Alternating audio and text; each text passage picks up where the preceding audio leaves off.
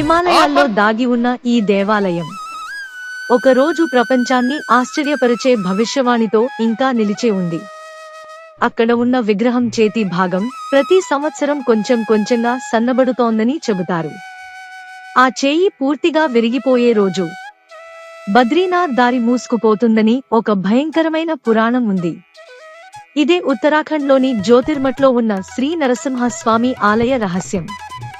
ఈ ఆలయాన్ని సుమారు 8వ శతాబ్దంలో ఆది శంకరాచార్య స్థాపించారని నమ్మకం.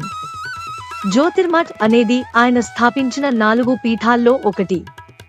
ఇక్కడి నరసింహస్వామి విగ్రహం సాధారణంగా కనిపించే ఉగ్రరూపంలో కాదు, శాంత స్వరూపంలో భక్తులను కాపాడే దైవంగా దర్శనమిస్తాడు. ఈ విగ్రహం శాలగ్రామ శిలతో తయారైందని చెబుతారు. దీనిలో ఉన్న ఆధ్యాత్మిక శక్తి ఎంతో ప్రత్యేకమని స్థానికులు నమ్ముతారు.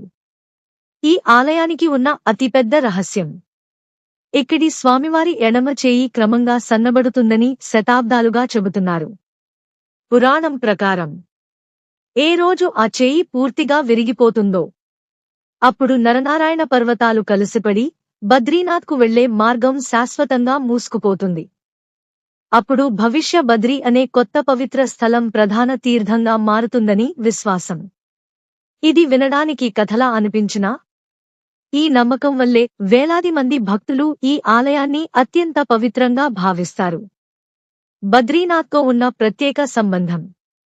చలికాలంలో భారీ మంచు కారణంగా బద్రీనాథ్ టెంపుల్ మూసివేస్తారు. ఆ సమయంలో బద్రీనాథ్ స్వామికి సంబంధించిన పూజలు ఈ నరసింహ ఆలయంలోనే నిర్వహిస్తారు.